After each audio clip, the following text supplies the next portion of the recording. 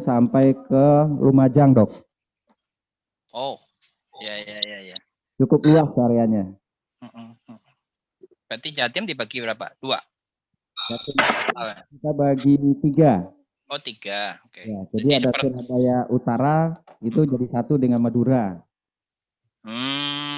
Ya. Ada lagi nanti itu Jember, Madiun, Kediri, Timur ya. Ya.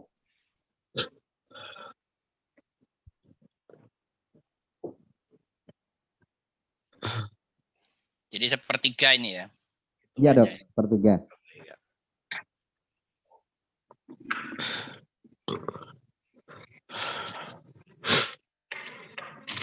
Kemarin yang dari pusat itu apa ngasih bantuan tuh ke teman-teman di Sulbar, Telkom Akses.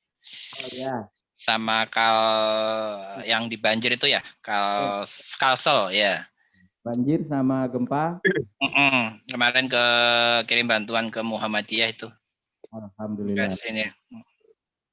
Termasuk kita di Jawa Timur kemarin itu juga sempat ngirim yang ke Lumajang, Dok. Oh ya.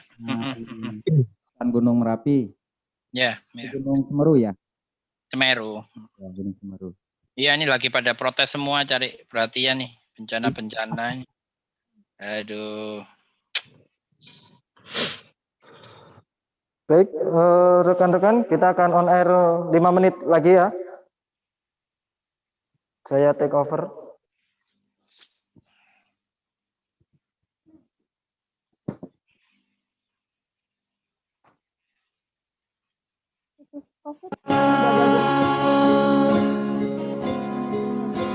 Yang negatif berdua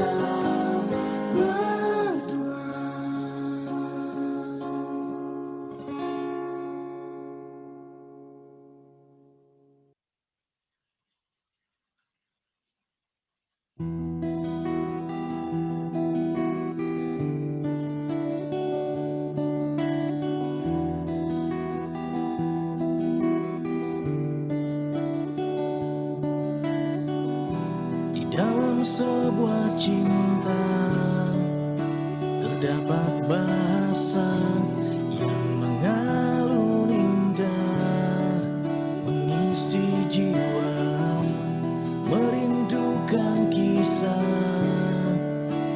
kita berdua yang tak pernah bisa akan terlupa bila rindu ini masih milikmu. Ku hadirkan sebuah tanya untukmu, harus berapa lama aku menunggumu, aku menunggumu.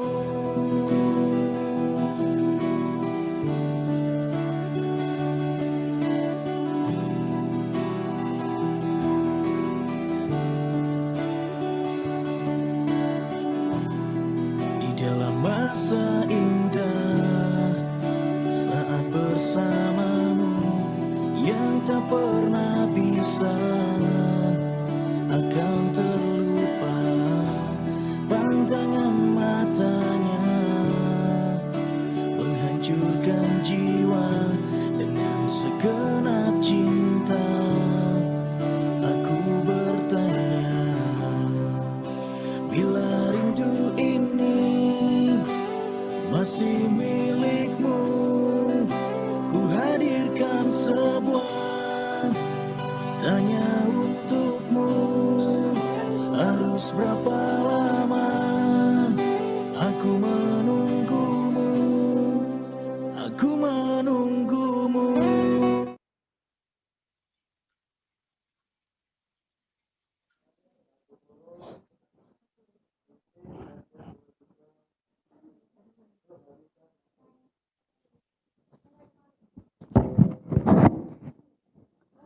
Baik, Assalamualaikum warahmatullahi wabarakatuh. Waalaikumsalam warahmatullahi wabarakatuh. Oke, selamat pagi rekan-rekan semua. Pagi. Baik, jumpa lagi dengan saya Siska dalam acara kesayangan kita yaitu Insight, The Inspiration Program. Dan Insight kali ini spesial ya, karena kita akan berkolaborasi dengan narasumber yang pastinya terpercaya dan kompetensinya ini luar biasa sekali di bidangnya tentu saja. Dan selama 90 hari ke depan kita akan ngobrol tentang gimana sih cara 90 menit ke depan ya. Bagaimana sih cara kita tetap produktif di masa pandemi dan mengenal lebih jauh cara mengatasi pandemi COVID-19 ini.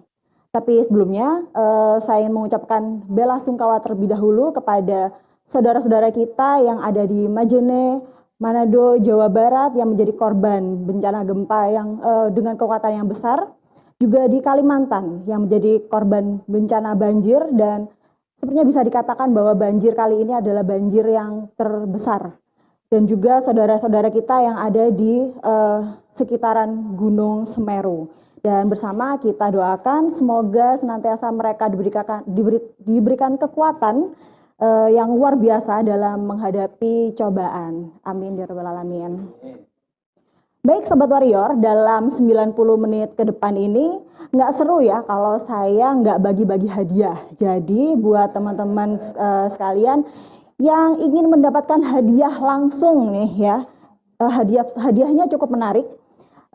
Caranya mudah dengan cara berikan pertanyaan yang bagus dan komentar yang seru di live chat YouTube karena akan ada 5 orang pemenang yang akan mendapatkan voucher link aja.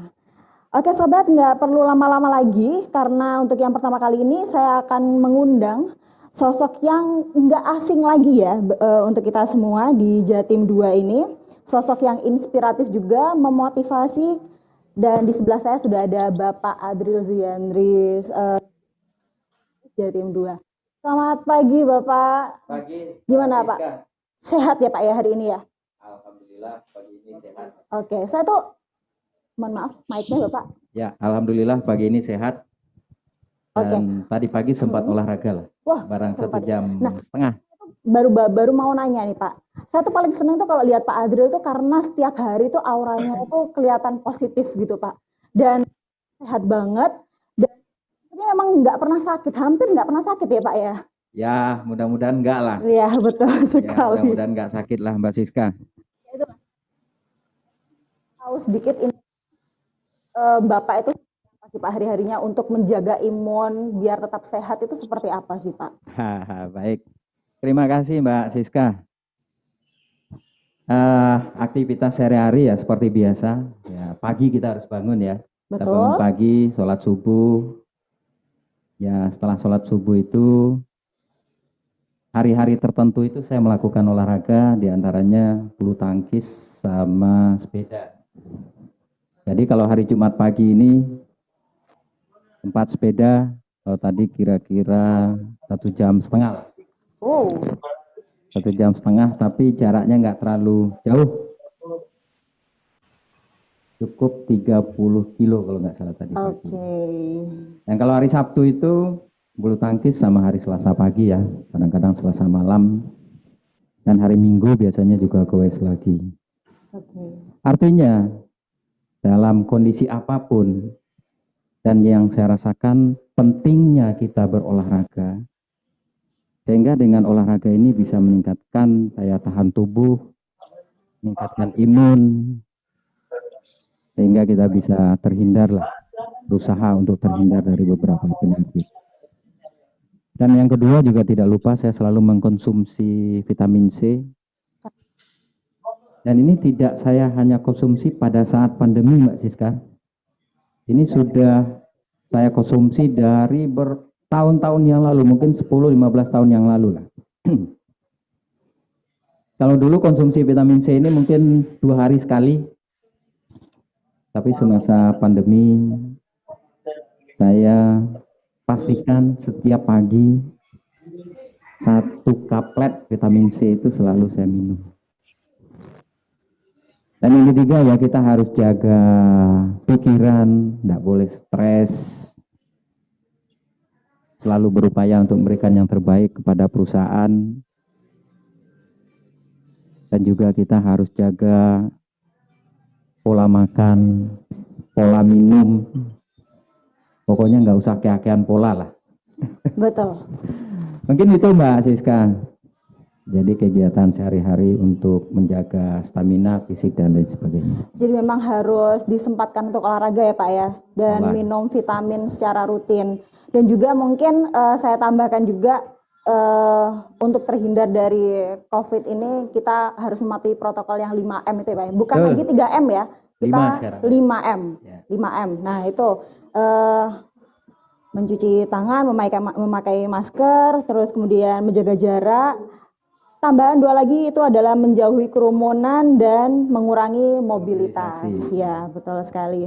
Oke, Pak Adril, saya ingin karena kita hari ini membicarakan tentang gimana sih tetap produktif di masa pandemi.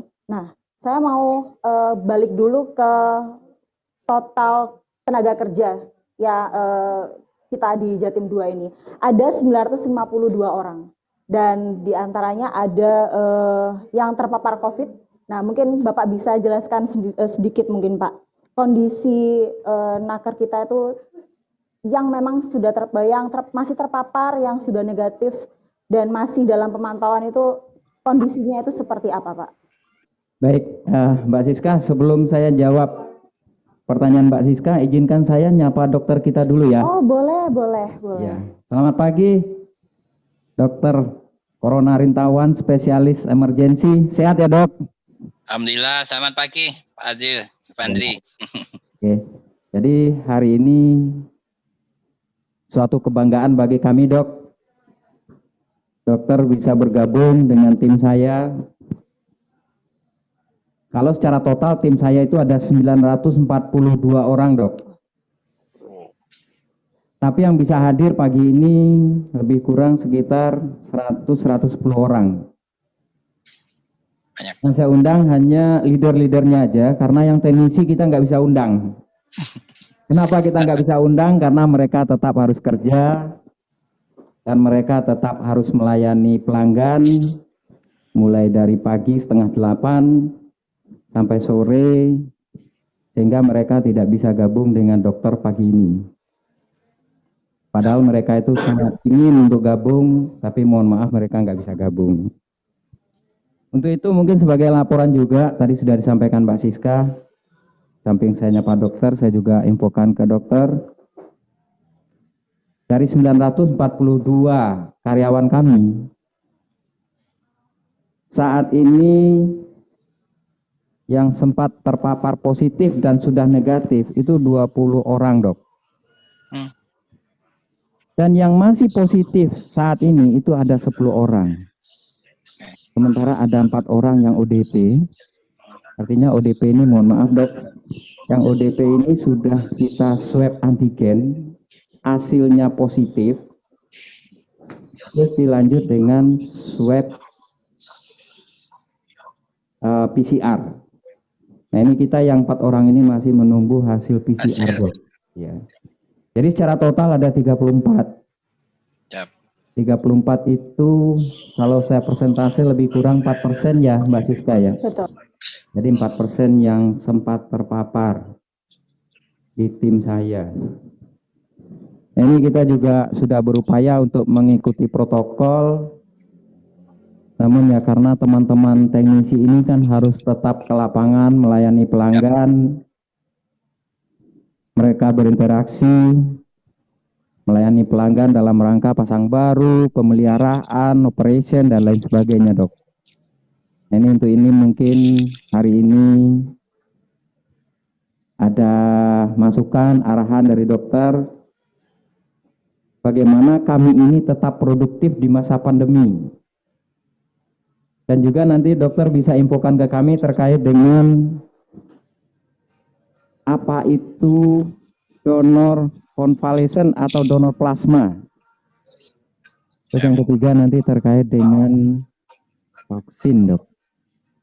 Jadi mungkin itu juga sebagai tegur sapa saya dengan dokter kita pagi ini. Dengan harapan teman-teman saya bisa mengikuti semua yang sudah hadir. Tolong serius, kita nggak lama, cuma 1 jam. Fokus supaya apa yang disampaikan oleh dokter kita pagi ini bisa kita resapi dan nantinya bisa kita implementasikan. Demikian Mbak Siska. Terima kasih sebelumnya Pak Adril. Mungkin ada kegiatan lain untuk sementara ini Pak? Jadi mungkin kalau memang ada kegiatan lain, saya bisa persilahkan untuk berkegiatan dulu, tapi nanti mungkin saya join ya Pak ya. Dokter mohon maaf. Jadi di waktu yang sama ini saya juga diundang sama Direktur HCM, Dok. Ini membahas juga bagaimana kita mengantisipasi COVID-19 ini. Dan ini harus disampaikan juga ke 900 orang karyawan saya. Jadi pagi ini mungkin kira-kira 10-15 menit saya mohon izin, Dok. Saya gabung dulu dengan telkonya Direktur HCM. Setelah itu saya gabung lagi ke sini untuk diskusi-diskusi dengan dokter. Mungkin gitu Mbak Siska, saya mohon izin, dokter. Baik. Siap. Baik Bapak. Baik, terima kasih Pak Adril atas waktunya sementara ini. Tapi kita tunggu juga karena Pak Adril nanti kemudian bisa join dengan kami kembali dan bisa berinteraksi langsung, tanya-tanya langsung dengan Dokter Corona Rintawan ya. Baik, untuk selanjutnya yaitu nggak hanya Pak Adril saja yang menemani saya di sini, tapi saya juga ditemani oleh beberapa orang yang inspiratif juga yang bisa memotivasi kita dalam menghadapi pandemi COVID-19. Dan untuk itu saya mengundang para pahlawan-pahlawan COVID kita. Ada siapa di sana mungkin? Mas Edo dan kawan-kawan.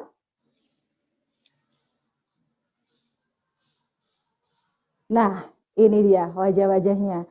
Jadi ada, mungkin bisa disapa dulu dengan siapa yang sudah join. Dengan Mas Hendra, Mas Indra. Masuk Mbak Siska. Ya, oke. Ada siapa lagi ini? Mas Edo.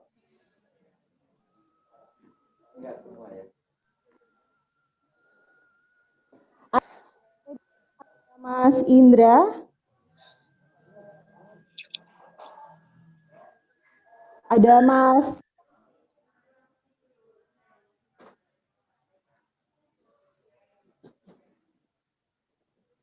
dan Mbak Rosi. Ya Mbak. Oke. Jadi telah bergabung dengan kita pahlawan-pahlawan COVID ya. Bisa saya sebut sebagai pahlawan COVID ini karena teman-teman saya ini itu berhasil survive dari kondisi COVID-19. Sempat terpapar tapi kemudian dinyatakan negatif dan sebenarnya masih ada juga yang masih terpapar dan masih berjuang untuk melawan COVID. Saya sapa dulu, halo semuanya, gimana kabarnya hari ini? Alhamdulillah sehat. Oke, sehat semua ya. Oke, mau tanya dulu ke Mas Indra. Mungkin ke Mas Indra atau Mas Edo. COVID itu sejak kapan, Mas? Dan sudah ini kalau Mas Indra itu sudah dinyatakan negatif, yang masih positif mungkin? Suaranya putus-putus Mbak Siska. Halo, bisa dengar suara saya? Halo, iya bisa. Ya, dengan Mas Indra, betul ya ini Mas ya? Iya, betul. Ya, Mas Indra sendiri ini dinyatakan positif kapan Mas? Dan saat ini kondisinya gimana Mas? Sudah dinyatakan negatif atau bagaimana? Kalau kondisi saat ini Mbak Siska sudah dinyatakan negatif itu setelah PCR di hari Rabu minggu lalu ya. Hari Jumat hasilnya keluar, alhamdulillah sudah dinyatakan negatif dan bisa berkumpul lagi sama keluarga, sama teman-teman dan rekan-rekan kerja yang ada di Sidoarjo. Oke, alhamdulillah kalau gitu Mas Indra. Saya mau tanya dulu Mas Indra, berarti berapa lama Mas isolasi mandiri di rumah atau di mana pada isolasi mandiri di rumah. Isolasi mandiri di rumah. Nah, itu seperti apa Mas kondisinya? Dan support dari keluarga sendiri itu seperti apa pada saat terpapar COVID itu? Mungkin kondisi yang dialami saya sama teman-teman yang lain berbeda ya. Kalau saya habis dinyatakan positif saat antigen, itu saya izin ke keluarga untuk isolasi mandiri di satu kamar, di satu tempat untuk saya isolasi mandiri di sana. Halo.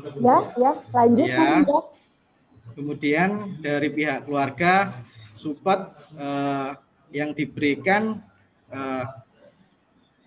mereka support secara moral yang pertama ya, menyemangati agar segera bisa sehat dan kasih doa agar tidak terjadi apa-apa lah. Soalnya kan untuk COVID ini kan cuma ada 2 pilihan. Yang pertama bisa sembuh dan yang kedua yang terburuk atau meninggal dunia. Betul. Oke, dari keluarga support. Kalau saya selama COVID ini saya obat-obatan yang dari obat-obatan herbal yang saya konsumsi, yang dikasih sama orang tua atau mertua. Tuh, Mbak Siska. Begitu. Baik, saya mau ke Mas Edo. Mas Edo sudah join dengan saya mungkin? Masuk. Baik. Mas Edo, gimana kabarnya hari ini, Mas? Alhamdulillah sehat. Sehat ya. Baik, tadi saya sudah nanya ke Mas Indra. Di sini ada beberapa teman-teman pejuang COVID yang hadir, tapi saya sudah menyapa Mas Indra. Saya ingin menyapa ke Mas Edo ini. Nah, pertanyaan sama mungkin dengan Mas Indra sebelumnya. Kapan dinyatakan positif dan saat ini kalau saya lihat dari layar kaca sepertinya memang sudah on point ya, sudah bekerja kembali berarti sudah dinyatakan negatif. Nah, itu mungkin bisa diceritakan kapan dan bagaimana yang dirasakan pada saat menjalani sebagai pasien COVID itu, Mas? Yang pertama ya mungkin mohon izin kepada rekan-rekan, saya mau cerita sedikit perihal saya pertama awal dulu kena COVID ya. Yang pertama, yang pasti kalau misalkan badan kita kurang fit, tolong jangan dipaksain untuk keluar rumah atau interaksi sama rekan-rekan ya. Karena kalau misalkan badan kurang fit, itu paling cepat banget kita akan terpapar. Awalnya saya kebetulan badan itu kurang fit, terus saya ngikutin kegiatan yang berhubungan sama kegiatan anak saya, dan disitulah saya terindikasi awal mula terpapar. Yang pertama, indera perasa, kalau buat makan nggak enak, terus badan demam, terus lalu hilang penciuman. Kalau hilang penciuman sih nggak selama kita terpapar, misalkan kita terpapar sampai 2 minggu atau 1 bulan. Kalau kita cuma hilang penciuman antara 3 hari atau 4 hari. Itu memang tidak bisa mencium apapun atau dalam beberapa periode saja, Mas. Dalam sehari itu mungkin sempat pernah bisa merasakan bisa mencium aroma atau bagaimana? Bisa mencium aroma itu kalau kita tempelkan di hidung, nempel banget di hidung baru terasa. Jaraknya, ya. Itu aroma. Kalau contoh paling mudah minyak wangi, minyak kayu putih ya, minyak kayu putih atau minyak wangi ya. Kalau minyak kayu putih kita tempelin di hidung banget gitu baru terasa aromanya. Tapi kalau misalkan jarak berapa senti dari hidung itu sudah nggak terasa. Oke. Dan dinyatakan negatif ini berarti kapan, Mas? Sejak positif itu berapa lama mungkin? Jumlah total harinya 1 bulan 10 hari. 1 bulan 10 hari. 1 bulan 10 hari. Oke. Berarti mungkin memang kondisinya antar personal itu berbeda-beda mungkin ya. Nah ini sudah ada di layar kaca juga. Saya mendapatkan informasi, Mas Edo, bahwa Mas Edo ini sempat mendonorkan plasmanya, atau nanti mungkin bisa dibetulkan ya. Nah itu. Ini bagaimana, Mas? Pada saat itu kondisinya seperti apa? Dan yang dirasakan oleh tubuh itu seperti apa? Karena kita inline, hari ini kita juga akan membahas tentang donor plasma atau donor konvalesen itu ya. Nah ini seperti apa, Mas? Mungkin bisa diinformasikan terlebih dahulu. Prosesnya untuk mau donor, Mbak? Ya, betul. Atau gimana, Mbak? Tahapannya. Mungkin awalnya memberanikan diri untuk donor itu kondisinya seperti apa, atau tahapan-tahapannya itu seperti apa sehingga bisa mendonorkan plasmanya ini. Untuk awalnya kita hari pertama itu kita harus sampling darah dulu, Mbak. Sampling darah kita diambil berapa cc. Setelah itu sama pihak PMI akan dicek plasma kita itu masih ada antibodinya apa enggak. Oke. Plasma kita masih ada antibodinya apa enggak. Terus di darah kita itu mungkin ada penyakit atau apa gitu kan, pasti ada cross check dulu. Setelah itu besoknya selang 1 hari baru bisa diinfokan bahwa hari itu bisa lanjut untuk donor plasma.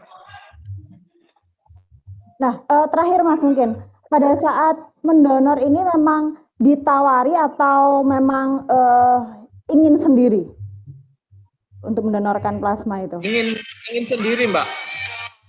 Memang ada kemauan sendiri ya untuk mendonorkan plasma? Ya, saya dapat informasi dari teman-teman puskesmas bahwa ada donor konvalesen, lalu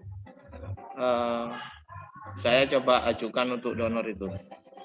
Oke, terima kasih Mas Edo atas waktunya, juga Mas Indra dan teman-teman teman-teman pahlawan COVID lainnya. Sebelum kita lanjut ke sesi berikutnya dengan narasumber kita yang utama, yaitu dengan Dr. Corona Rintawan SPEM, sebelumnya kita akan break sebentar untuk menyaksikan video pandemi SBS berikut. Semua telah berubah. Dulu kita berdampingan, sekarang kita berjauhan. Menutup mulut bukan berarti kita membisu. Di balik senyum tak terlihat, ada hati penuh harap. Bukan juga kita bermusuhan. Singkirkan ego demi kesehatan. Tawa tidak akan hilang walau jarak memisahkan. New normal era untuk kebaikan kita semua.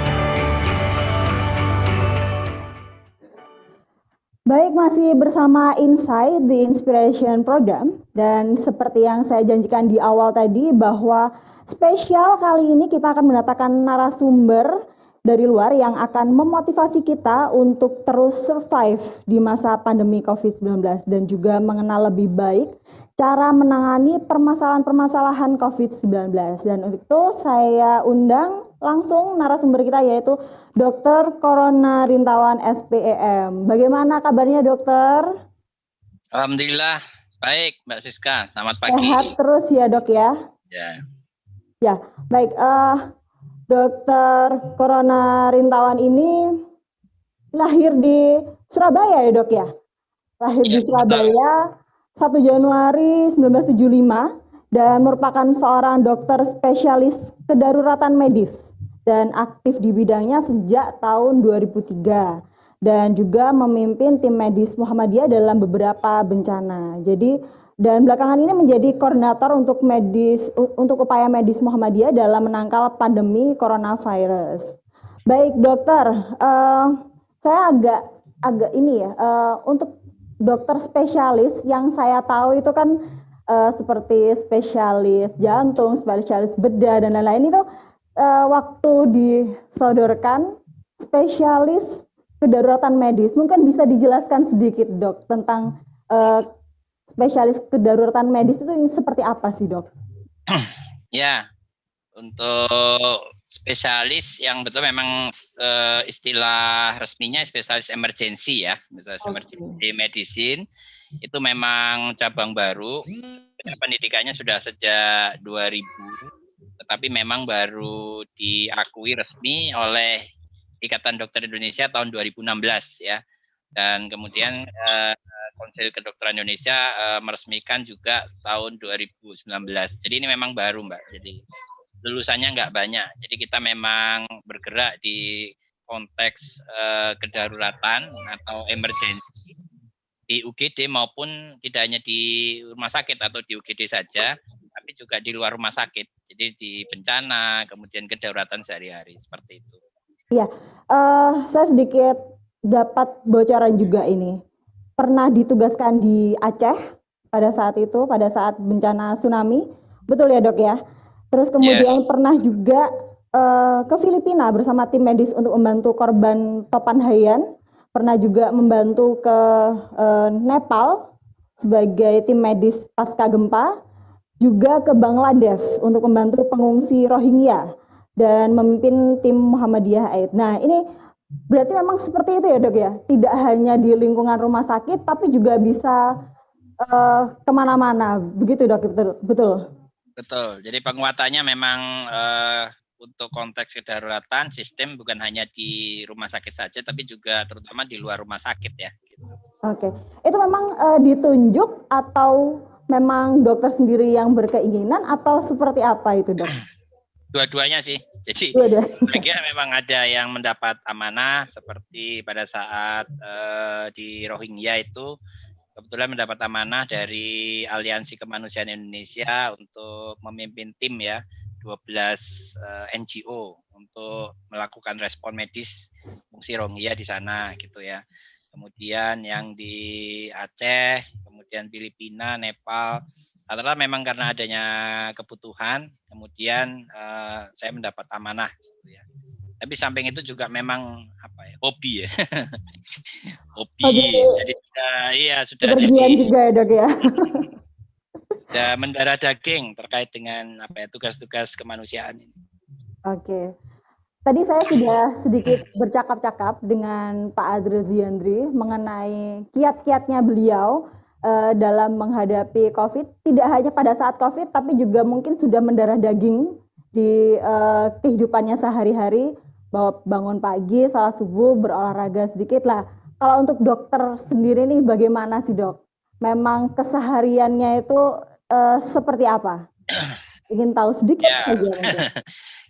Kalau saya memang karena tugas agak berbeda ya. Jadi saya kebetulan tugas di emergency departemen ya di UGD. Nah, itu kan jadi konsultan di sana otomatis 24 jam. Jadi memang kalau tidur malah sering tidurnya malam ya. Karena sering dikonsuli dari dokter umumnya. Nah, nanti kita memang harus tetap menjaga minimal sehari tidur itu 6 sampai 8 jam. Itu yang tetap harus saya pegang. Jadi memang ada kompensasinya. Jadi mungkin yang orang lain tidur, saya bangun. Orang lain bangun, mungkin saya malah tidur. Untuk Betul sekali. Mungkin itu adalah salah satu cara mungkin ya dok ya untuk selain olahraga menjaga tidur, menjaga tidurnya yang berkualitas itu juga salah satu untuk menjaga imun kita tetap kuat begitu ya dok ya. Betul. Jadi menjaga istirahat itu penting. Jadi untuk teman-teman mungkin yang di Telkom kan saya tahu ya kerjanya di lapangan, kemudian banyak bergerak aktivitas fisik, itu tentu juga menjaga waktu istirahat itu menjadi penting, terutama di musim wabah ini ya gitu. Iya betul sekali. Kurang istirahat pasti imun ngedrop atau turun. Iya, ini mungkin bisa dilakukan juga teman-teman teknisi. Jadi kalau untuk di Telkom Akses sendiri ada juga nih dok yang apa namanya teknisi ini tuh dia jaga malam. Ya, jadi mungkin pagi dia juga nggak sempat olahraga. Jadi ya memang mungkin bisa ditiru. Untuk teman-teman yang berjaga malam itu banyak dibuat tidurnya itu yang berkualitas biar imunnya tetap terjaga. Baik dokter, hari ini kita akan ngobrol soal gimana sih caranya tetap produktif di masa pandemi dan juga mengenal lebih jauh cara mengatasi pandemi COVID-19. Nah mungkin sebelum masuk ke sana saya ingin melihat dulu kondisi saat ini bahwa kasus positif COVID itu kan meningkat ya dok ya. Jumlah yang meninggal juga meningkat, bahkan yang sekolah itu tadinya mau dibuat tatap muka secara langsung itu ditunda dahulu. Nah ini gimana sih dok menanggapi kondisi kita saat ini tuh seperti apa dok? Ya, memang untuk kondisi wabah secara keseluruhan itu kita masih belum membaik ya, bisa dikatakan secara umum itu. Kenapa? Karena memang kasus positif masih meningkat dan meningkat terus, sedangkan di beberapa negara lain itu sudah terjadi penurunan, tetapi di Indonesia ini masih meningkat. Kenapa? Memang banyak faktor gitu ya. Salah satunya memang itu tadi ya, yang gerakan 5M yang memang banyak masyarakat yang masih belum percaya gitu adanya wabah sehingga masih bergerak sana sini, mobilitas masih tinggi, kemudian kedisiplinan memakai masker, cuci tangan juga kurang, sehingga kasusnya memang meningkat terus. Dan ini walaupun korban jiwa memang hanya sekitar 3-4%, tapi 3-4%-nya ini terus gitu ya, steady gitu. Artinya korban masih terus berjatuhan. Nah ini memang sangat menyedihkan ya untuk Indonesia. Dan tentunya ini kan kalau banyak yang sakit gitu, otomatis beban di fasilitas kesehatan ya tentunya kan sangat berat gitu ya. Betul sekali. Terutama kita tahu sekarang kan sudah kesulitan ya orang untuk mendapatkan akses atau tempat perawatan di rumah sakit ya karena penuhnya itu. Baik dok, terkait dengan program PSBB atau yang saat ini dikenal dengan program PPKM ya, penerapan pembatasan kegiatan masyarakat. Sebenarnya ini seberapa pengaruhnya dok untuk dalam kita ini membantu tim medis? Ya, kalau untuk PPKM ini memang kuncinya adalah mencegah penularan sehingga kasus-kasus aktif itu menjadi berkurang. Terutama kasus aktif yang gejalanya sedang atau berat ini berkurang gitu ya. Kalau kasusnya berkurang, otomatis persentase yang sakit kan juga berkurang. Nah, kalau persentase yang sakit yang harus dirawat di rumah sakit ini juga berkurang, maka beban fasilitas kesehatan ini juga tidak overload ya, gitu. Sehingga bisa mampu merawat dengan optimal gitu.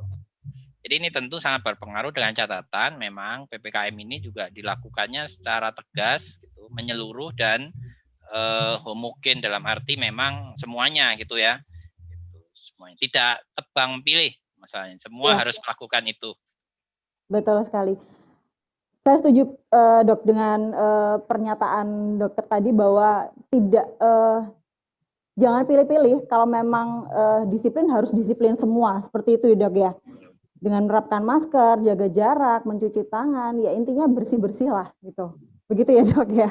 Betul, ya harus semua gitu, semua level gitu ya. Oke, Dok, kalau saya tadi tanya ke teman-teman, saya bilangnya pahlawan COVID ya Dok ya, karena lagi-lagi teman-teman yang sudah berjuang itu, yang sudah negatif, dia berarti kan artinya berjuang dengan COVID-19 ini. Sebenarnya ada kriteria khusus tidak Dok?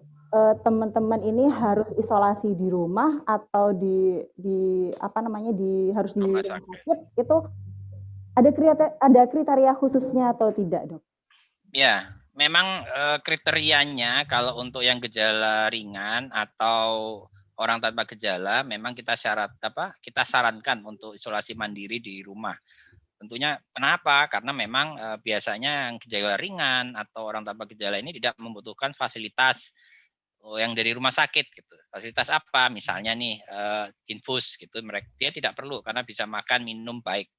Kedua, tidak membutuhkan oksigen gitu ya. Nah, itu yang perlu dipahami. Nah, bagaimana tahu caranya membutuhkan oksigen atau tidak? Biasanya memang kita lakukan screening dengan pakai alat namanya pulse oximetry ya. Jadi melihat kadar saturasi dalam darah kita berapa tuh gitu. Kalau tanpa oksigen normal di atas 95 gitu ya. Nah, kalau memang kita anggap butuh oksigen, biasanya di bawah 90 itu kita sudah harus kasih oksigen gitu.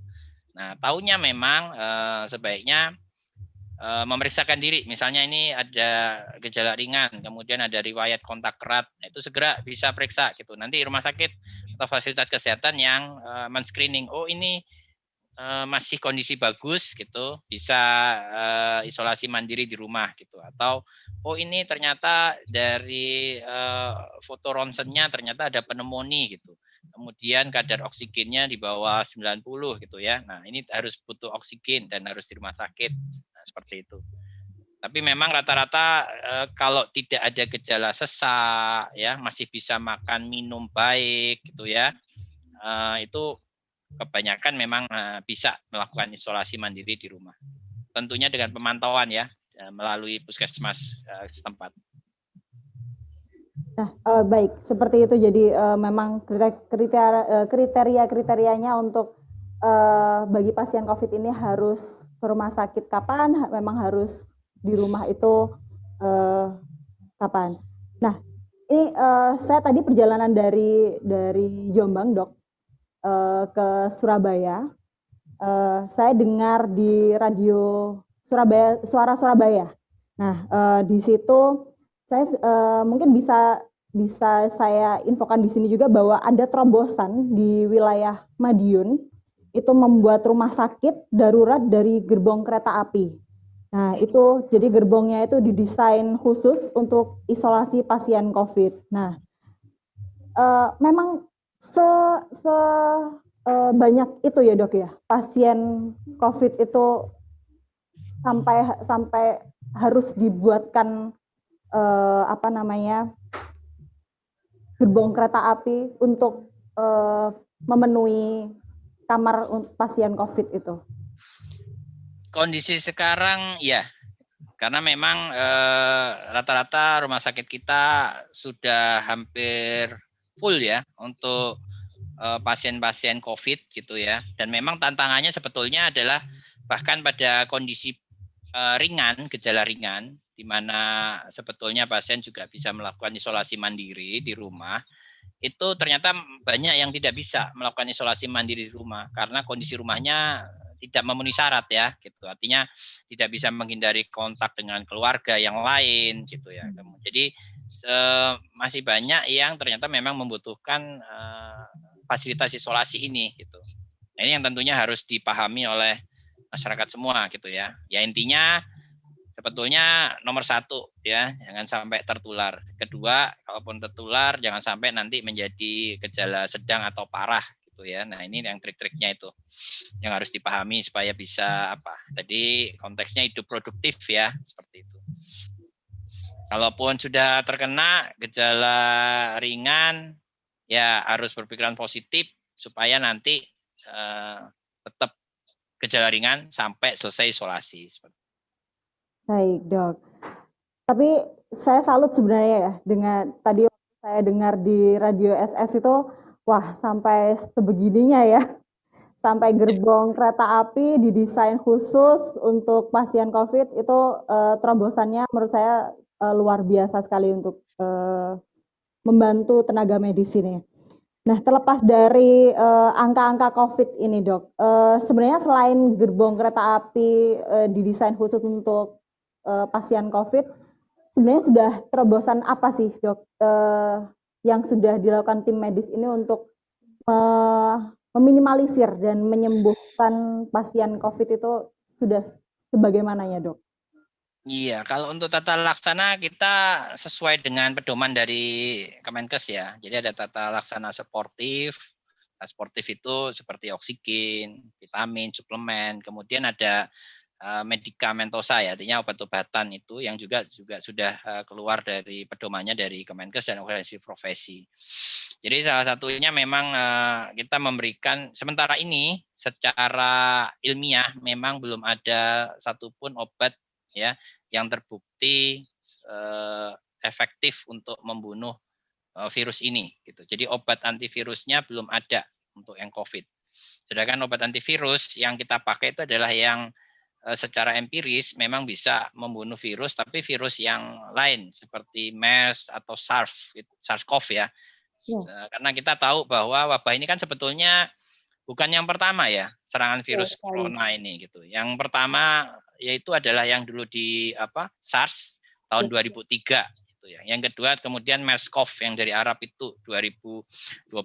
Nah, kemudian yang ketiga ini yang SARS-CoV-2 ini. Jadi yang SARS-CoV-2 ini memang belum ada antivirusnya. Jadi kita menggunakan antivirus yang secara empiris memang bisa mengurangi atau membunuh, menginaktifkan virus-virus yang dari SARS-CoV-1 gitu ya. Kemudian ditambah dengan obat-obat seperti antibiotik jika ada infeksi bakteri, kemudian ada obat-obat anti radang untuk mengurangi sitokin stormnya gitu ya, yang membahayakan setelah orang ini penderita terkena serangan virus ini gitu. Kemudian salah satunya juga memang terapi plasma konvalen ya, di mana kita memasukkan harapannya memasukkan antibodi yang sudah muncul pada penderita pasca penderita COVID ini ke orang yang sedang sakit gitu. Jadi itu sebetulnya salah satu dari berbagai cara tata laksana pada pasien-pasien ini. Dan tentunya dalam ranah merawat ini membutuhkan fasilitas ya, yaitu yang agak berat memang ya, karena kan harus diisolasi tuh gitu. Jadi beda dengan pasien biasa gitu ya.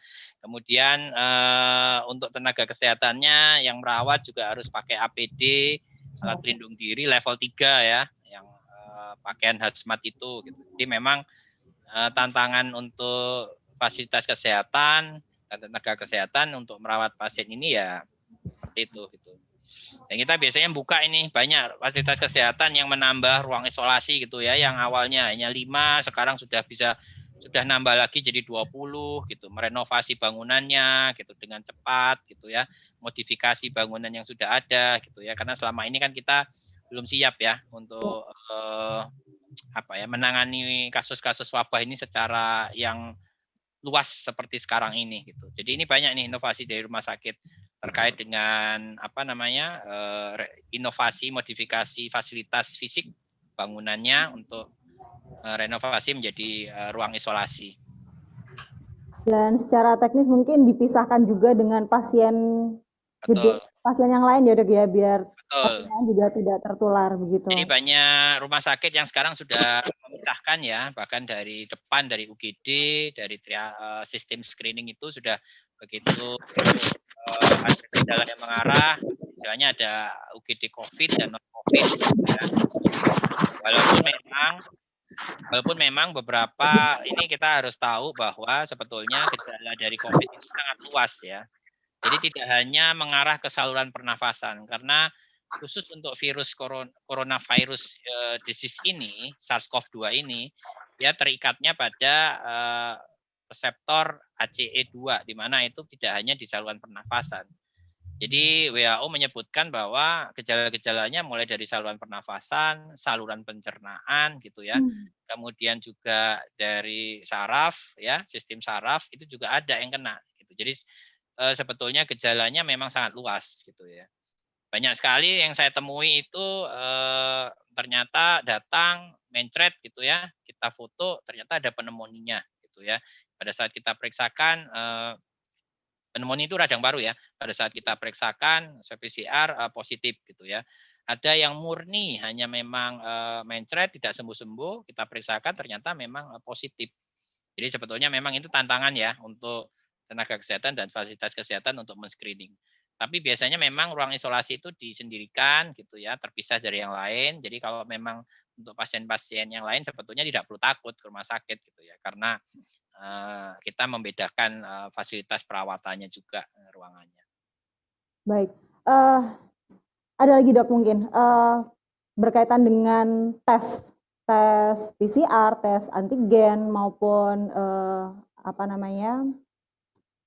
Nah itu sebenarnya pada saat ada pasien yang datang begitu dok, apakah memang dia harus dites dulu atau bagaimana dok?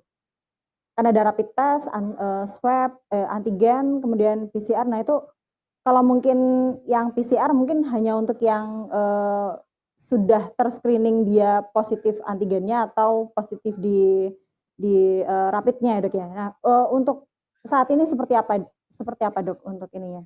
Ya. Memang untuk metode screening di rumah sakit itu berbeda-beda, tergantung dengan modalitas laboratorium dan alat yang dipunyai ya, dimiliki oleh rumah sakit gitu ya. Ada pada dasarnya memang kita melihat screening itu pertama dari gejala, ada riwayat kontak erat gitu ya. Kemudian dilakukan foto ronsen, pemeriksaan itu juga pada beberapa fasilitas kesehatan melakukan langsung swab antigen sekarang ya. Tapi rumah sakit yang lain masih menggunakan rapid antibody untuk men-screening gitu ya, fasilitas kesehatan. Pada saat ada kecurigaan, memang biasanya dikonfirmasi gitu. Konfirmasinya yang terakhir dengan swab PCR seperti itu.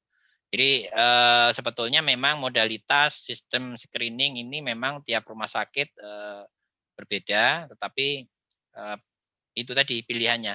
Ada yang memakai foto ronsen, ada yang masih memakai rapid antibody, ada yang sudah menggunakan swab antigen gitu ya.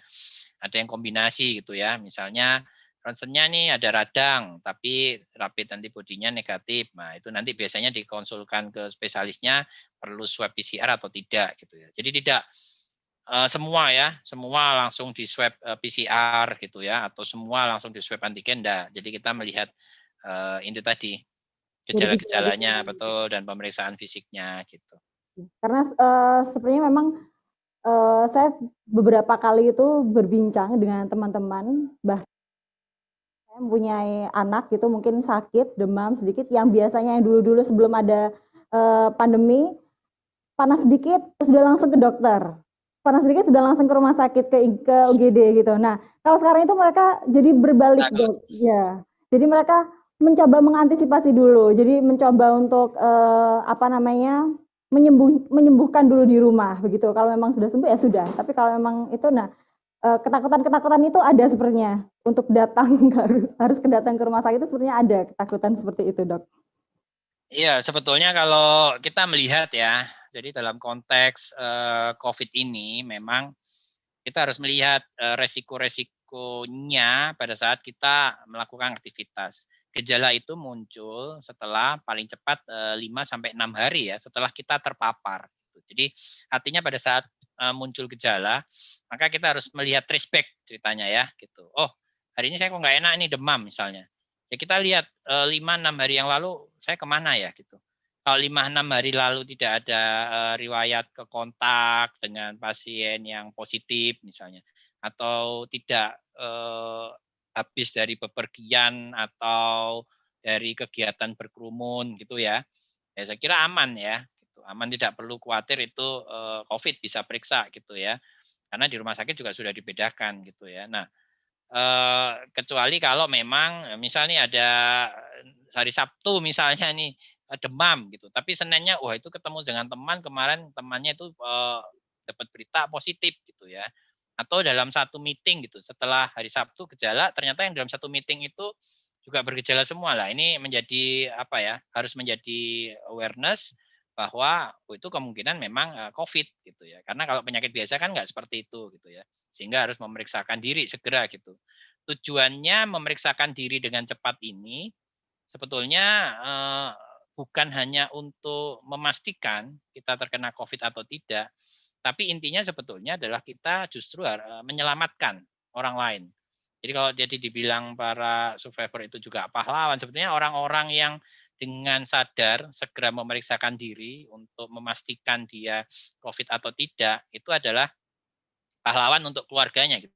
Coba bayangkan misalnya dia ada riwayat kontak gitu ya, kemudian dia tidak mau periksa gitu ya, padahal dia sudah bergejala, kemudian dia masih beraktivitas biasa, kan artinya membahayakan untuk rekan kerjanya, yang terutama untuk keluarganya ya, yang satu rumah gitu ya, yang pasti akan sering kontak gitu ya, dengan orang tuanya mungkin, dengan anaknya, istrinya. Nah, ini yang sebetulnya harus dipahami oleh masyarakat, bukannya takut di-COVID-kan, tapi justru pada saat bisa dipastikan itu segera mungkin COVID atau tidak, maka itu justru dia menyelamatkan keluarganya gitu dan rekan-rekannya.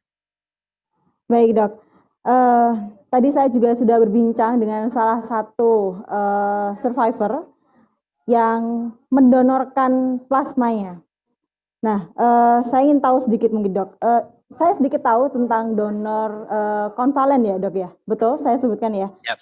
Dokter, donor konvalen itu yang bisa melakukan donor ini adalah orang yang pernah positif dan saat ini sudah negatif. Nah, memang seperti itu atau bagaimana dok untuk donor konvalen itu? Dan apakah memang ini sudah terbukti efektif untuk menyembuhkan COVID-19? Ya memang kalau untuk terapi plasma konvalen ini memang disepakati menjadi salah satu alternatif ya, alternatif tata laksana untuk penderita COVID, dan tentunya membutuhkan adanya donor gitu ya. Terapi plasma konvalensen ini juga sebetulnya sama dengan terapi yang lain, masih ongoing, penelitiannya masih terus dilakukan. Sementara penelitian masih dilakukan, maka itu disepakati dan diputuskan menjadi salah satu tata laksana resmi sesuai dengan pedoman organisasi profesi yang bisa dilakukan oleh fasilitas kesehatan tersebut gitu ya.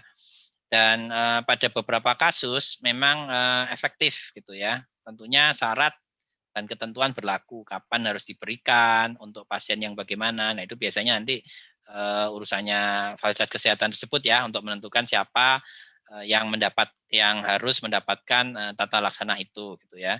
Dan memang ada syaratnya. Jadi minimal harus sembuh minimal 2 minggu setelah dinyatakan negatif. Kemudian akan lebih baik jika mengecek titer antibodinya, IgG-nya itu gitu ya. Lebih kalau di Kemenkes maka syaratnya ada 7 gitu ya.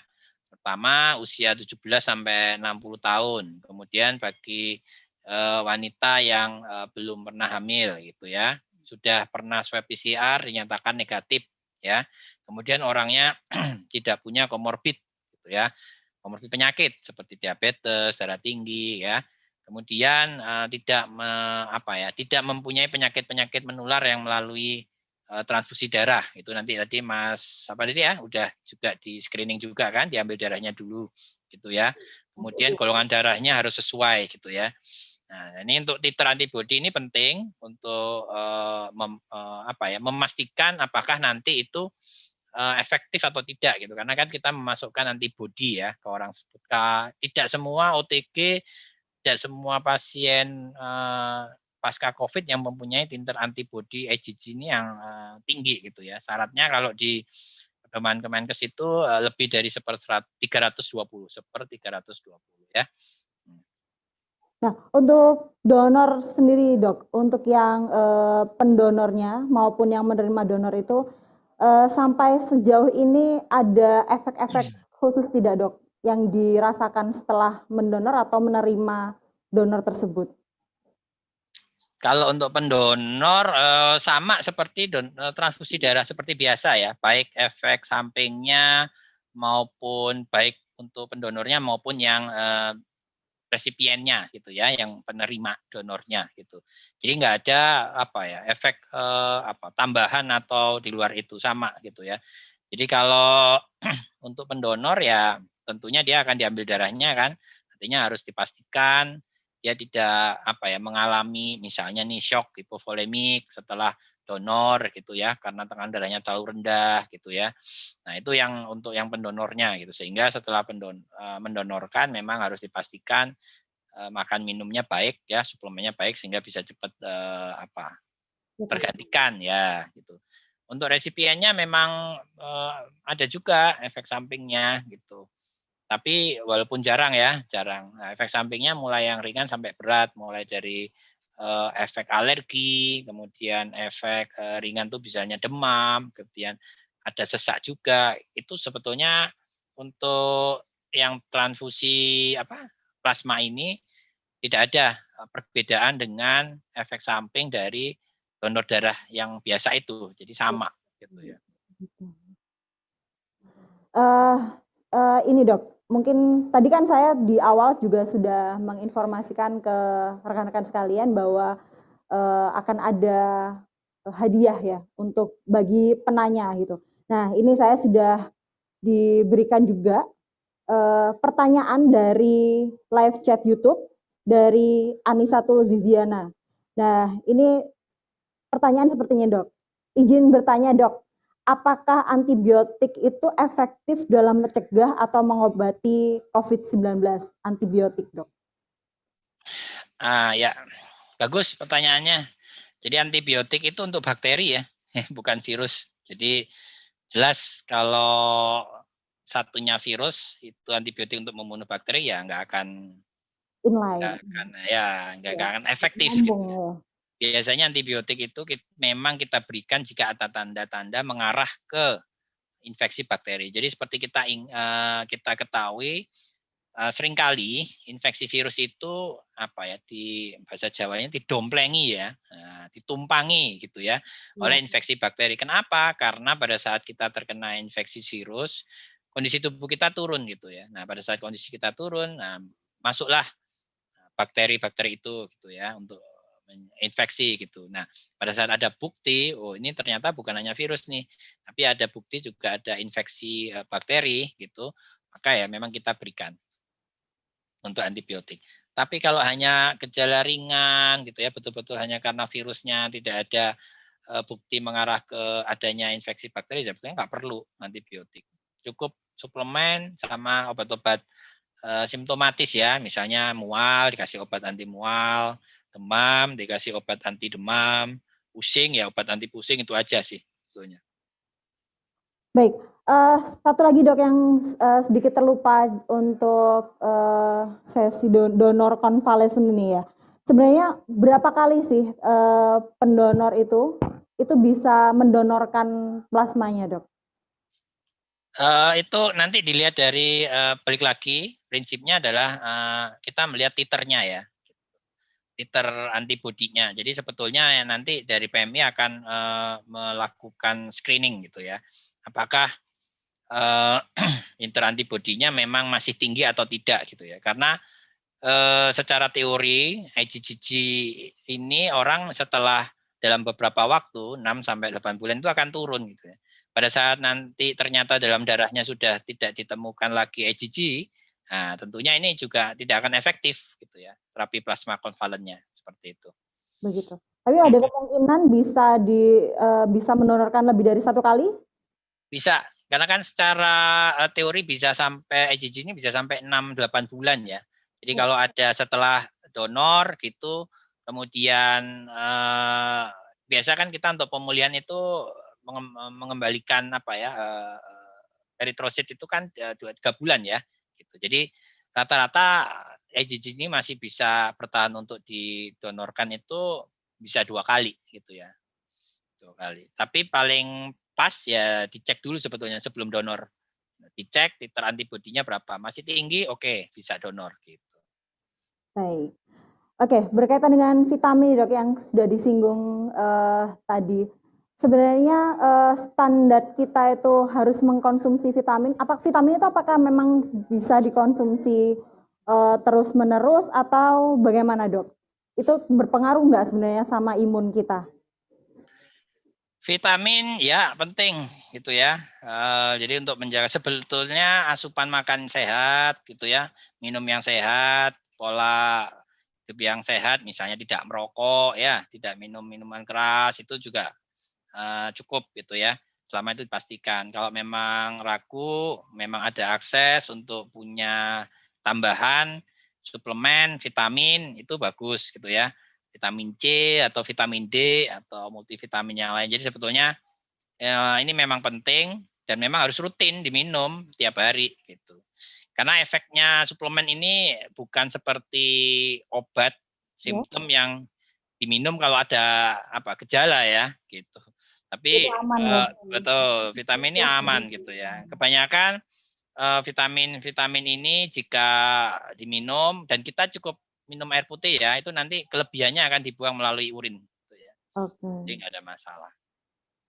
Baik, yang menjadi trending topik nih Dok akhir-akhir ini mengenai vaksin. Nah, nih banyak yang nggak percaya sebenarnya dengan vaksin yang import di Indonesia gitu. Karena dipikirnya itu pembuatannya terlalu cepat dan lain-lain dan sebagainya.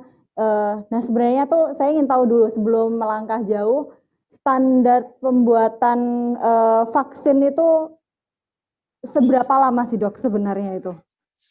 Iya, jadi kalau standar pembuatan vaksin dalam kondisi normal, tidak ada wabah, maka para ahli menyebutkan biasanya sampai 3 sampai 5 tahun.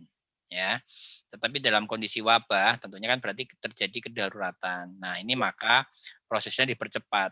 Tapi proses dipercepat ini bukan menghilangkan sebagian prosesnya ya. Misal nih prosesnya adalah langkah 1, 2, 3, 4, 5 itu yang biasanya dicapai dalam waktu 3 sampai 5 tahun. Dalam konteks wabah maka 1, 2, 3, 4, 5-nya tetap dilakukan, hanya dipercepat waktunya. Kenapa? Karena itu tadi ya, supaya segera mengurangi minimal angka kematian. Kedua, yang sakit berat itu juga bisa terkurangi gitu. Kenapa yang sakit berat ini harus dikurangi supaya beban fasilitas kesehatan juga berkurang gitu ya. Nah, untuk vaksin COVID sendiri nih Dok, ada nggak sih syarat-syarat khususnya siapa yang harus mendapatkan vaksin atau ada mungkin yang tidak boleh mendapatkan vaksin ini atau bagaimana Dok? Ya kalau yang vaksin ini banyak ya mereknya ya, dan pemerintah saya kira sudah menentukan jenis vaksin yang akan diberikan gitu ya. Pertama memang kita melihat ketersediaan produksi karena ini kan seluruh dunia ini. Ya, seluruh dunia membutuhkan. Tentunya kita berlomba dengan negara-negara yang lain untuk segera mendapatkan vaksin ya. Sementara ini vaksin yang kita dapat adalah yang Sinovac ya. Nah, setiap vaksin mempunyai karakteristik sendiri, kemudian berdasarkan hasil uji yang juga berbeda-beda ya. Khusus yang vaksin Sinovac ini memang sementara memang diberikan khusus untuk tenaga kesehatan ya yang belum pernah terkena COVID-19 gitu. Kemudian juga diberikan ya, antara 18 sampai 59 tahun ya gitu.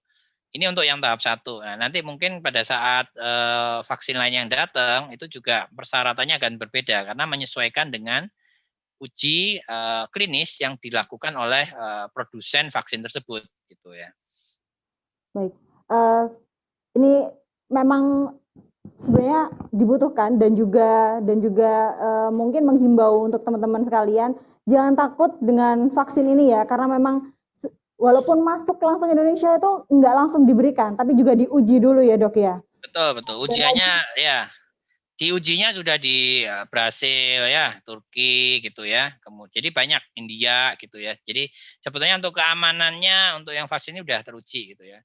Dan jadi ikut dari Muhammadiyah COVID-19 Command Center juga pernah mengundang para pakar termasuk dari Kemenkes dan BPOM sebelum kita memutuskan bahwa ini vaksin aman dan Muhammadiyah mendukung ya program vaksinasi ini. Jadi aman, nggak usah khawatir gitu ya. Efek sampingnya kalaupun ada memang ya efek samping kecil yang sama seperti vaksin lainnya ya. Mungkin demam, betul, agak demam, terus mungkin ini berarti ya dok ya. Radang lokal pada beberapa orang gitu ya. Jadi sebetulnya aman untuk yang ini. Baik, saya mau beralih ke live chat YouTube lagi. Di sini ada pertanyaan dari Akses Warrior Ajah, pakai H ya, enggak, bukan aja tapi Ajah.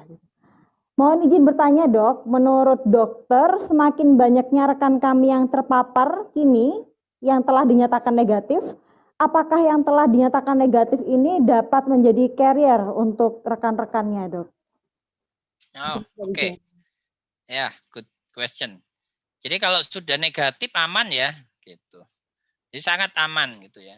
Bahkan jadi begini, kalau pemeriksaan PCR itu dia memang belum bisa menentukan apakah virus itu hidup atau memang sudah mati atau pecahan-pecahan virusnya fragmented gitu ya. Sehingga biasanya kalau misalnya kita melihat nilai CT-nya itu di atas 35, maka banyak referensi ilmiah menyebutkan itu sudah sangat minimal sekali atau tidak bisa menularkan. Apalagi yang sudah negatif ya, artinya sudah betul-betul bersih. Dengan catatan memang yang sudah sembuh dan negatif ini masih bisa tertular lagi ya, masih bisa terinfeksi lagi. Nah itu beda. Misalnya gini nih, misalnya udah negatif bulan Desember gitu ya. Nah kemudian Januari kok bergejala lagi gitu ya, nah, bisa positif lagi, artinya bisa menularkan lagi. Jadi pada saat momen dia dinyatakan sudah negatif, itu berarti sudah nggak ada masalah, gitu. Sudah bisa bekerja sendiri dengan bekerja mandiri, dengan bebas, dengan catatan itu tadi 5M ya tetap. Ya betul. Karena masih kondisi wabah gitu ya. Jadi 5M ini tetap harus dilakukan. Ya. Misalnya jangan sampai begini, oh sudah negatif, kemudian pelukan, cipika-cipiki gitu ya, terus ngobrol bebas tanpa masker, ya karena kan sudah negatif gitu. Nah itu jangan, tetap 5M. Gitu. Bisa tertular kembali dok ya? Betul. Dan jangan yang sudah negatif malah tertular dari temannya yang OTG yang tidak diketahui. Karena harusnya sudah punya kayak persiapan diri sendiri untuk tidak tertular kembali, harusnya seperti itu ya dok ya? Betul ya. Ya, sebenarnya bagus sekali pertanyaan ini tadi, karena memang saya pernah ngobrol langsung dengan penderita COVID tapi yang sudah negatif itu, karena pada saat walaupun dia sudah negatif itu seakan-akan teman-temannya itu masih menjauh dok, gitu. Nah itu wawasannya kita mungkin lebih terbuka lagi, karena memang untuk yang sudah dinyatakan negatif itu virusnya tidak mungkin bangkit lagi ya dok ya di dalam tubuhnya. Ya sudah mati itu ya, artinya itu memang lebay. Kita masyarakat kita ini kan agak aneh ya, banyak yang nggak percaya COVID gitu ya, sehingga abai 5M gitu ya. Tapi pada saat sudah ada temennya yang atau tetangganya atau rekannya yang sudah dirawat dan dinyatakan sembuh, malah takutannya berlebihan gitu ya. Ini yang memang harus diperbaiki. Justru kita disiplinnya harus 5M-nya itu gitu. Tapi kalau sudah dinyatakan rumah sakit sembuh, aman sudah. Baik, ini ada pertanyaan lagi dok dari live chat YouTube dari Rizvan Arianto. Izin bertanya dok, cara mudah mengetahui indikasi COVID-19 bagi yang OTG, orang tanpa gejala, itu gimana ya dok ya? Terima kasih. Indikasinya untuk mengetahui OTG nggak ada. Memang Makanya iya. ya dok ya. Karena memang dia tanpa gejala. Salah satunya cara ya memang harus memeriksakan diri. Misal nih kontak erat gitu ya. Kontak erat ini kan kemarin habis makan bareng nih, makan bersama gitu ya. Tanpa masker gitu. Kemudian diketahui salah satu yang dari makan bersama itu positif gitu ya.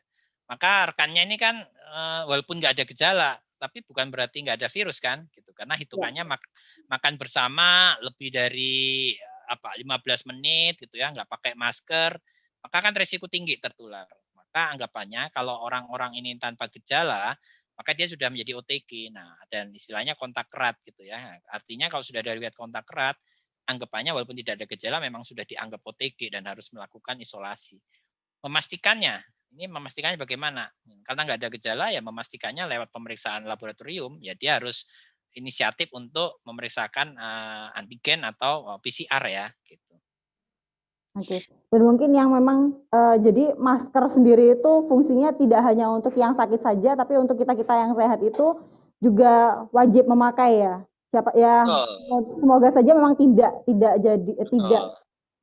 OTG, tapi kalaupun nanti akhirnya kita dinyatakan OTG, kita sudah defend nih dengan masker kita dan tidak menularkan itu ke orang lain. Gitu. Jadi masker ini kan motonya kan masker melindungiku dan melindungimu gitu ya. Karena artinya kalau memang kita pakai masker kita sehat, maka kita akan terkurangi resikonya tertular dari yang OTG tadi. Tapi seandainya misalnya sayanya OTG, saya ketahui gitu ya, maka dengan memakai masker kita melindungi orang lain gitu supaya tidak tertular dari kita kan gitu. Dan dua-duanya harus pakai masker. Nah, mungkin saya tekankan di sini adalah perilaku memakai masker ya, gitu. Banyak perilaku memakai masker yang salah, misalnya ditaruh di dagu, gitu ya.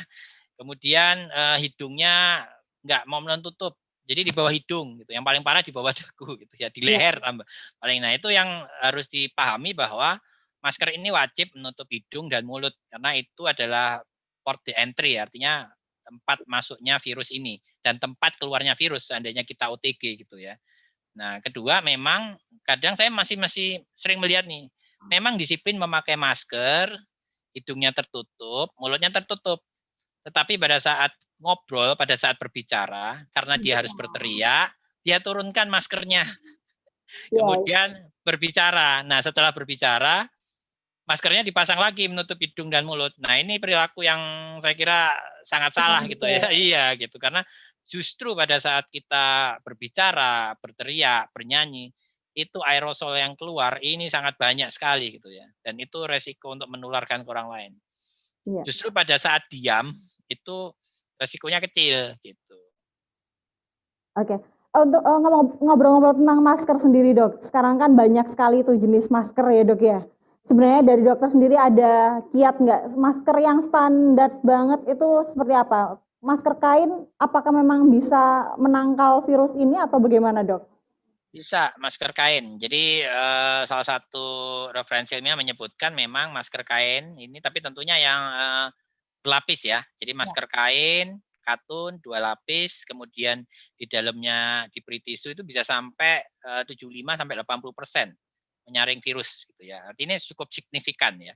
Cukup signifikan bagi masyarakat gitu ya. Yang terutama bekerja di lingkungan luar ya. Beda kalau misalnya bekerja di lingkungan yang paparan virusnya tinggi, misalnya di ruang isolasi ya tentunya harus pakai masker medis gitu ya. Untuk masyarakat ini masker kain cukup. Nah, kita bisa dites gitu ya. Lilin di depan gitu ya, kalau pakai masker tiup aja gitu. Kalau masih bisa mati apinya ya berarti maskernya kurang ya terlalu besar pori-porinya. Jadi bisa diganti gitu atau mungkin didobel ya istilahnya didobel atau di ini. Gitu. Jadi sebenarnya masker efektif selama kita itu tadi kadang mungkin maskernya bagus tapi perilaku memakai maskernya salah, jadi sehingga tetap tertular gitu ya, terus nyalahkan maskernya itu ya. Oke.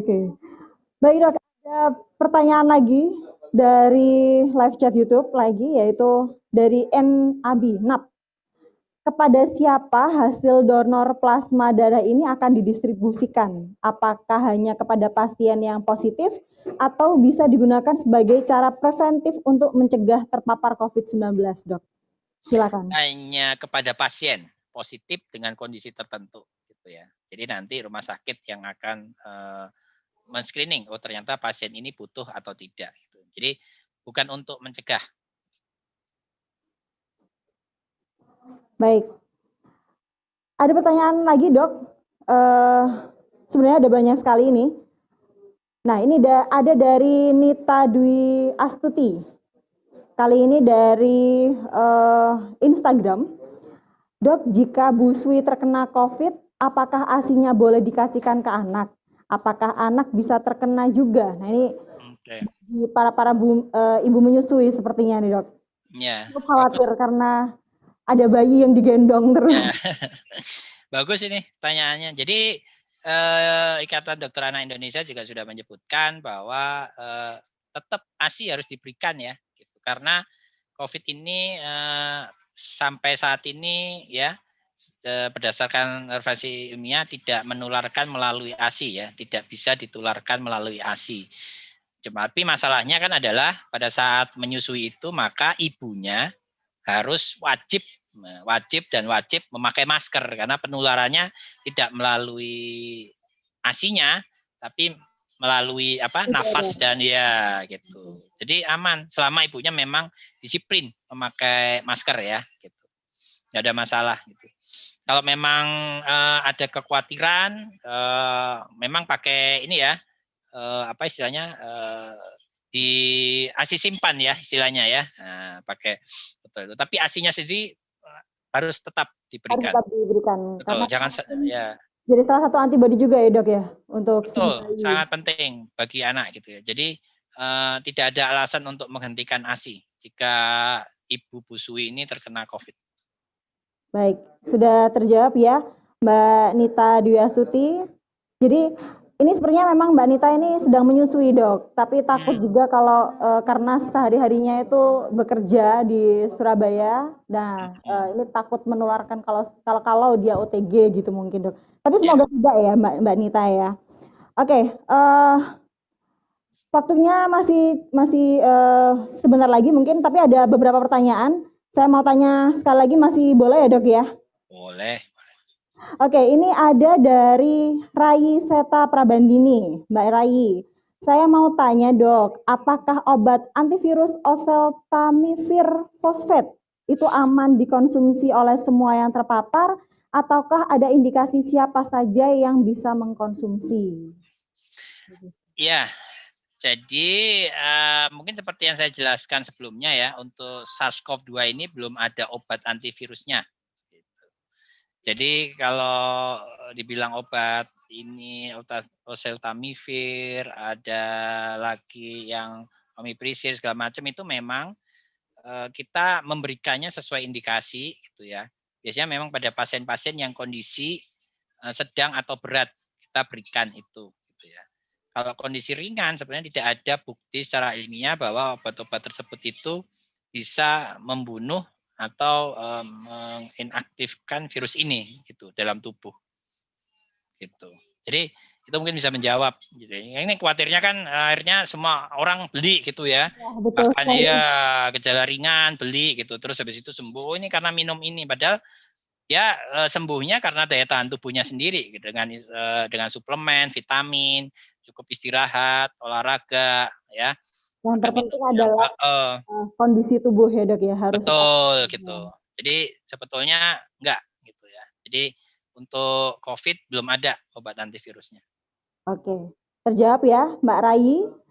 Oke, masih satu lagi ya, Dok ya. Kalau ini saya tidak bacakan, sepertinya ini saya akan digeruduk sama teman-teman.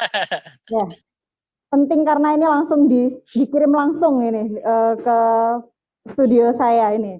Oke, ini dari teman-teman Share Service Surabaya Selatan di Ketintang.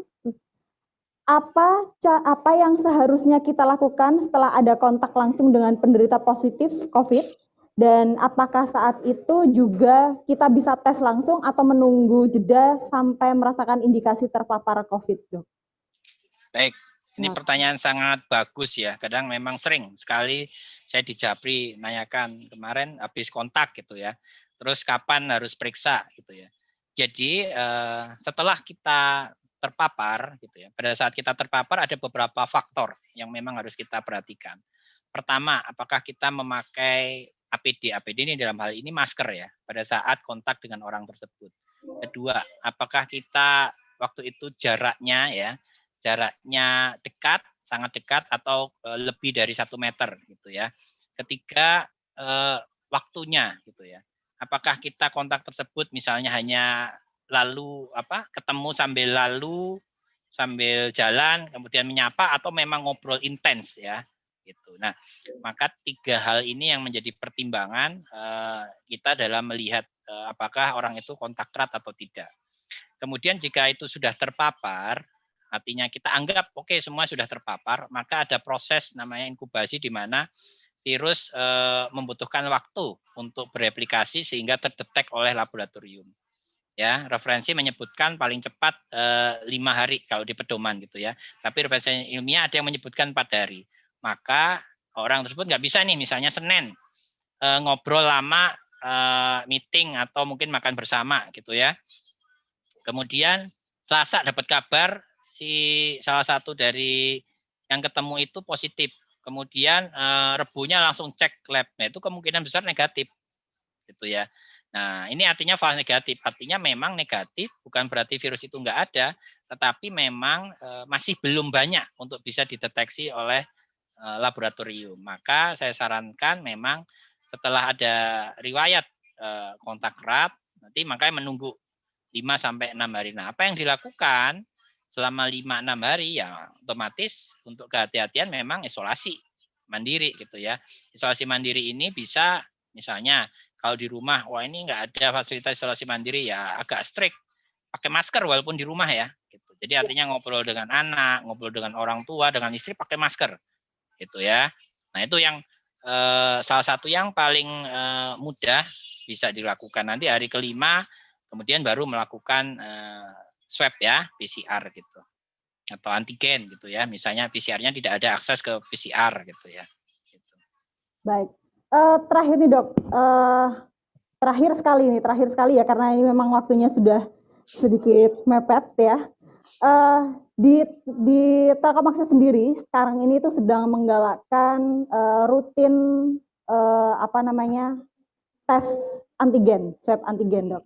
Jadi setiap 2 minggu sekali kita di swab antigen di laboratorium. Nah, memang ini seharusnya efektif atau bagaimana menurut dokter? Ya, saya kira ini sangat bagus ya kalau bisa dilakukan screening melalui swab antigen ini per 2 minggu. Jadi intinya kan ini sebetulnya menyaring, misalnya ada orang-orang yang memang secara tidak sengaja misalnya bertemu. Nah, mungkin kalau teman-teman itu kan ketemu dengan pelanggan ya, kemudian ngobrol dengan pelanggan, kadang pelanggannya juga nggak pakai masker. Ini kan kita tidak bisa ketahui ya secara pasti. Kadang kita juga nggak tahu tuh pelanggannya misalnya positif juga nggak lapor ke Telkom. Pak, saya kemarin ketemu sama petugas, saya sekarang positif. Nah, gitu kan juga jarang ya, pasti jarang atau nggak ada yang lapor ke seperti itu. Maka ini saya kira menjadi salah satu prosedur yang sangat bagus dilakukan oleh Telkom untuk melakukan screening ya. Nah, tentunya screening ini disesuaikan dengan kapasitas ya dan sumber daya yang ada di Telkom. Misal bisa dilakukan tiap minggu, tentunya kalau tiap minggu jauh lebih bagus dari tiap 2 minggu. 2 minggu lebih bagus daripada misalnya tiap 3 minggu atau 4 minggu gitu ya. Jadi saya kira ini ya artinya nanti tergantung dari itu tadi seberapa besar resiko yang ditemui oleh teman-teman gitu. Misalnya nih mungkin tidak semua sama 2 minggu. Mungkin ada yang cukup 1 bulan sekali karena memang tugasnya tidak ketemu dengan orang banyak, tidak keluar kantor gitu ya.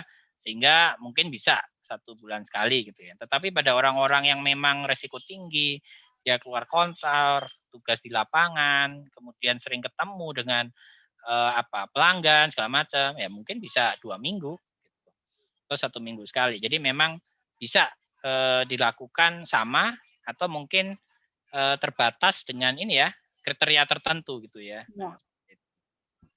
Baik, jadi tadi ya memang seharusnya dilakukan dan juga itu mungkin bisa menjadi semangat juga untuk teman-teman teknisi kita yang mungkin setiap hari memang bersinggungan dengan customer, jadi harus melakukan agar pelayanannya juga bagus. Jadi memang difasilitasi untuk swab itu menjadi salah satu kepercayaan diri akhirnya untuk tetap terus berproduktif, tetap terus produktif dalam menjalankan tugasnya gitu. Nah, saya kira ini salut ya kalau memang bisa dilakukan dan Telkom melakukan itu ke karyawannya, karena nggak semua loh bisa seperti itu.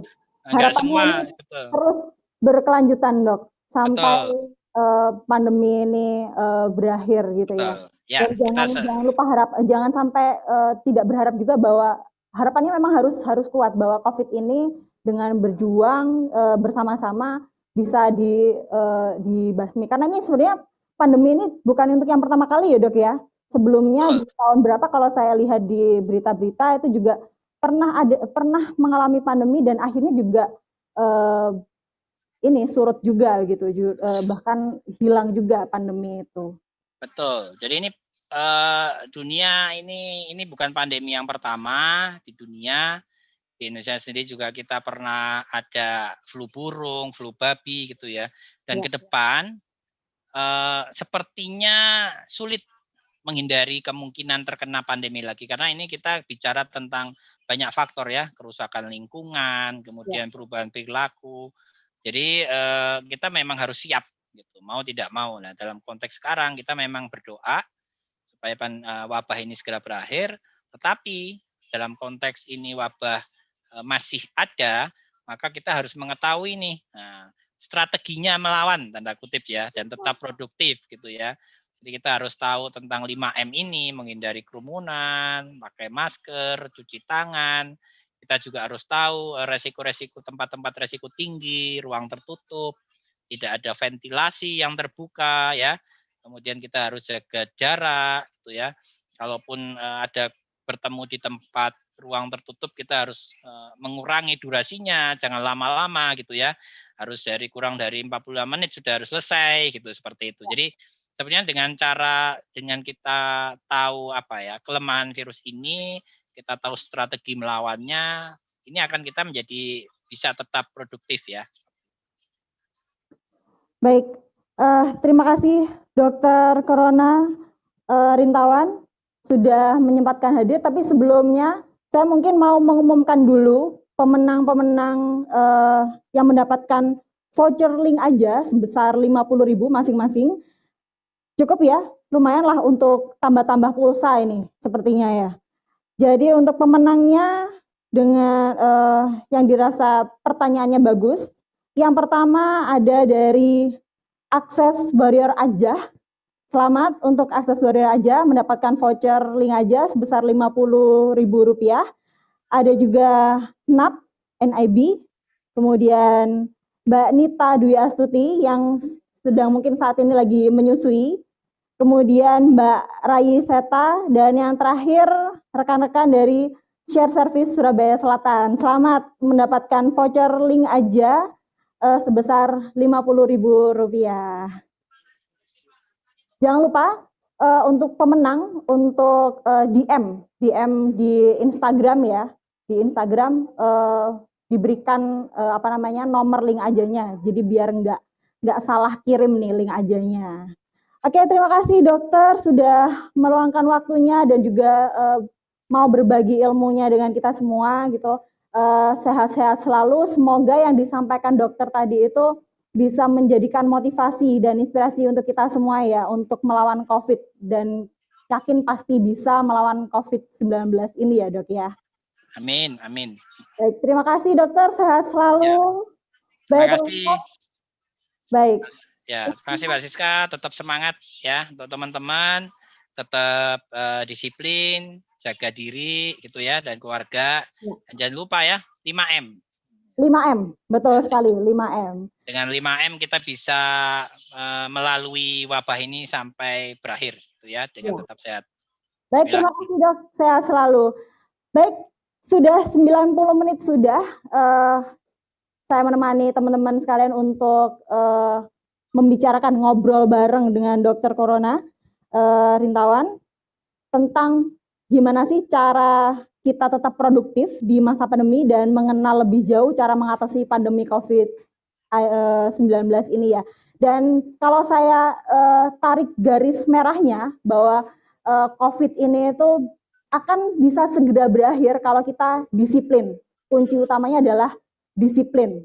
Jangan lupa disiplin. Disiplin memakai masker, disiplin menjaga jarak, mencuci sabun, intinya bersih-bersih gitu. Terus kemudian menjaga mobilitas tadi dan yang satunya tadi saya sedikit agak lupa ini.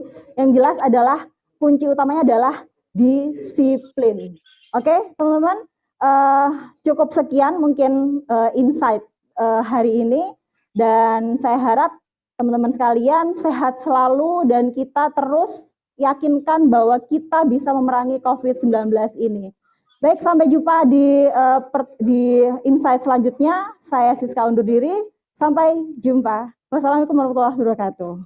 Waalaikumsalam warahmatullahi wabarakatuh. Dulu kita berdampingan, sekarang kita berjauhan. Menutup mulut bukan berarti kita membisu. Di balik senyum tak terlihat, ada hati penuh harap. Bukan juga kita bermusuhan. Singkirkan ego demi kesehatan. Tawa tidak akan hilang walau jarak memisahkan. New normal era untuk kebaikan kita semua. Sudah.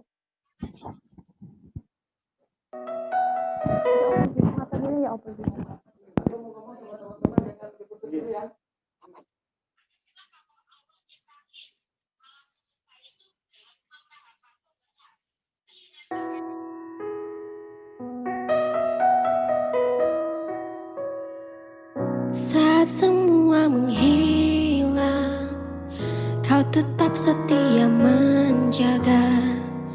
Kau berkorban tanpa suara demi senyum yang lain. Saat semua tertidur, kau terjaga sepanjang waktu. Lupakan lelah ragamu demi raga yang lain. Dunia telah tersenyum melihat kau bertaruh nyawa, tak pedulikan